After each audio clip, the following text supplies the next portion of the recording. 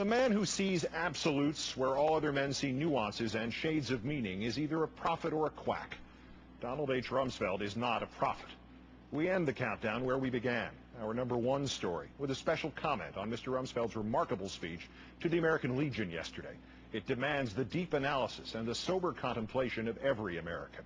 For it did not merely serve to impugn the morality or intelligence, indeed the loyalty, of the majority of Americans who oppose the transient occupants of the highest offices in the land.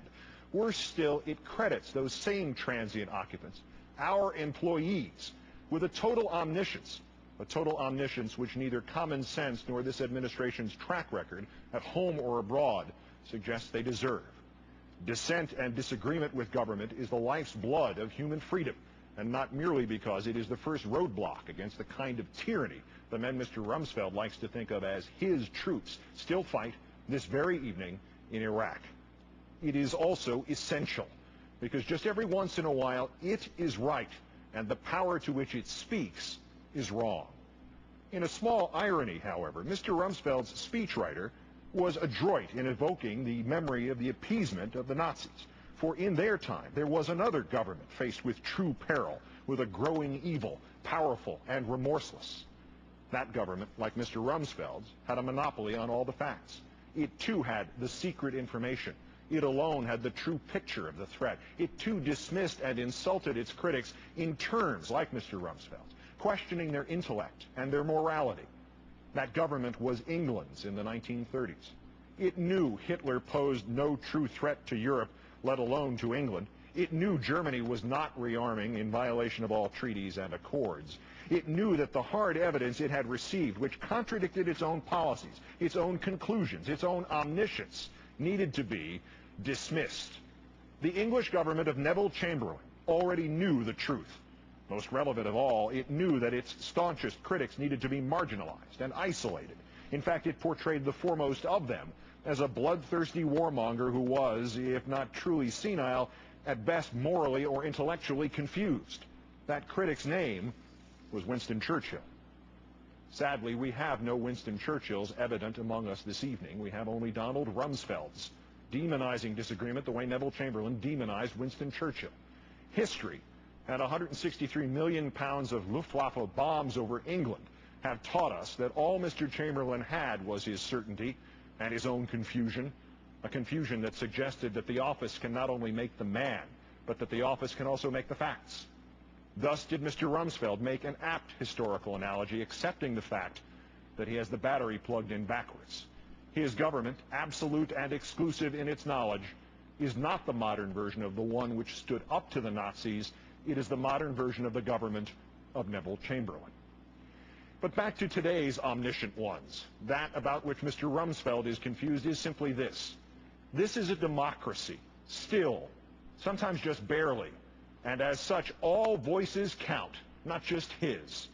Had he or his president perhaps proven any of their prior claims of omniscience about Osama bin Laden's plans 5 years ago, about Saddam Hussein's weapons 4 years ago, about Hurricane Katrina's impact 1 year ago, we all might be able to swallow hard and accept their omniscience as a bearable, even useful recipe of fact plus ego.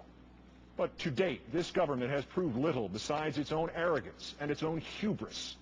Mr. Rumsfeld is also personally confused, morally or intellectually, about his own standing in this matter. From Iraq to Katrina to flu vaccine shortages to the entire fog of fear which continues to envelop our nation, he, Mr. Bush, Mr. Cheney, and their cronies have, inadvertently or intentionally, profited and benefited, both personally and politically. And yet he can stand up in public and question the morality and the intellect of those of us who dare ask just for the receipt for the emperor's new clothes. In what country was Mr. Rumsfeld raised? As a child, of whose heroism did he read? On what side of the battle for freedom did he dream one day to fight? With what country has he confused the United States of America? The confusion we as its citizens must now address is stark and forbidding. But variations of it have faced our forefathers when men like Nixon and McCarthy and Curtis LeMay have darkened our skies and obscured our flag. Note with hope in your heart that those earlier Americans always found their way to the light, and we can too. The confusion is about whether this Secretary of Defense and this administration are in fact now accomplishing what they claim the terrorists seek, the destruction of our freedoms, the very ones for which the same veterans Mr. Rumsfeld addressed yesterday in Salt Lake City so valiantly fought. And about Mr. Rumsfeld's other main assertion that this country faces a new type of fascism, as he was correct to remind us how a government that knew everything could get everything wrong. So too was he right when he said that, though probably not in the way he thought he meant it. This country faces a new type of fascism indeed. Although I presumptuously use his sign-off each night in feeble tribute, I have utterly no claims to the words of the exemplary journalist Edward R. Murrow. But never in the trial of 1,000 years of writing could I come close to matching how he phrased a warning to an earlier generation of us, at a time when other politicians thought they, and they alone, knew everything, and branded those who disagreed confused or immoral. Thus forgive me for reading Murrow in full.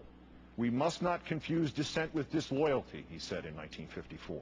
We must remember always that accusation is not proof, and that conviction depends upon evidence and due process of law.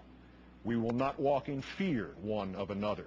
We will not be driven by fear into an age of unreason if we dig deep in our history and our doctrine and remember that we are not descended from fearful men, not from men who feared to write, to speak, to associate, and to defend causes that were, for the moment, unpopular. And so, good night and good luck.